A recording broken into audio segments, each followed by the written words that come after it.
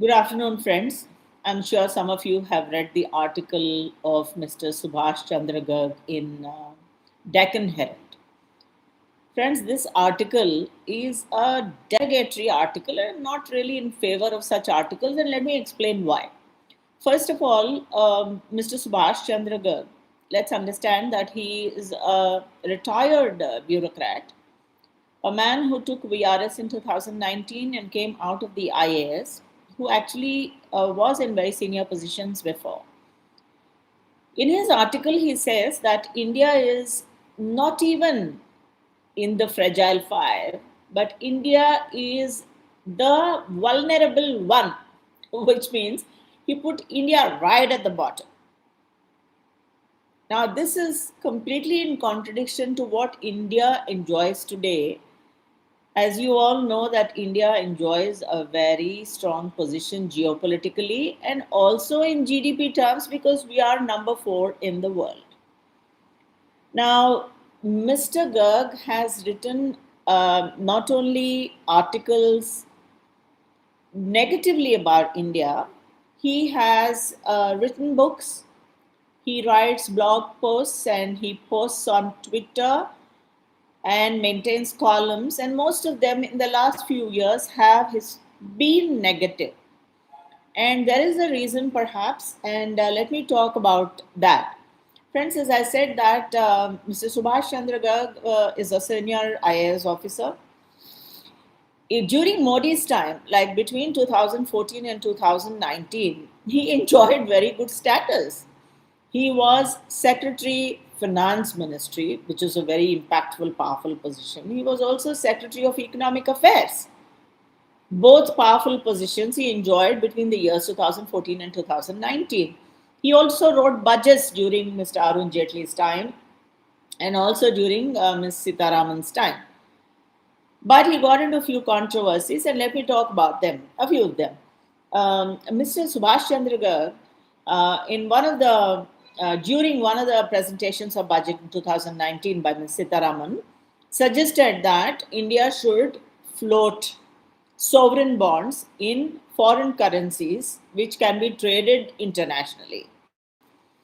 Now, that was not a great suggestion and it did not go down well with the government. And imagine if that was done, we would have been facing very severe pressure on our forex reserves because of the external currency fluctuations today, West Asian crisis, etc.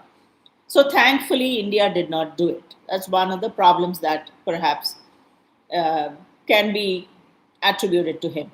The second one is that he suggested that the surplus funds of SEBI, 75% of that have to be transferred to central government. It again did not go down well with SEBI. The Securities and Exchange Board of India, which is a regulator, was unhappy with the finance ministry for this kind of a suggestion. So he perhaps caused the friction. Another element to be noted at this point in time is that he suggested that RBI should transfer its surplus reserves to central government, and the reserves were to the tune of 3.2 lakh crores. That again did not go down well with the RBI. So there was friction at that point in time. Some of you would have read in the newspapers that the deputy governor was Viralacharya was not happy, and of course Mr. Patel, who was the RBI governor, was not happy. There was friction going on. Now, this friction between the RBI and the finance ministry perhaps was settled when Mr. Shaktikanta Das was made the RBI governor.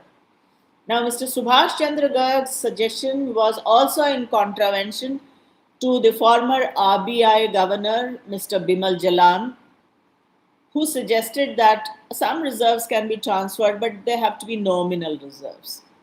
So, Mr. Garg has made perhaps some flamboyant suggestions which never worked for the government.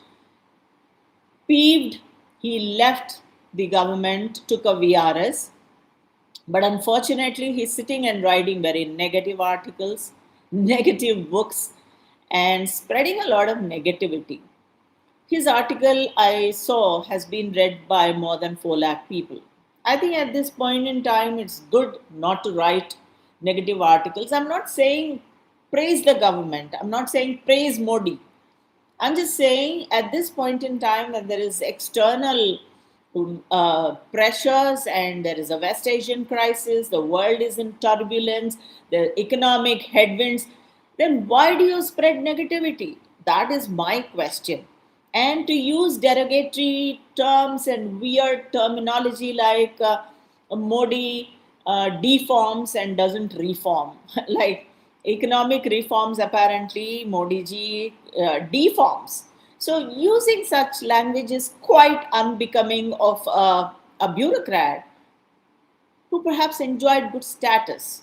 If he keeps his decency and perhaps maintains uh, equipoise, that will be more respectful and he will be more respected by the audience.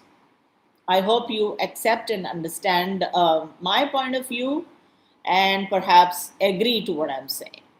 We can do without negativity.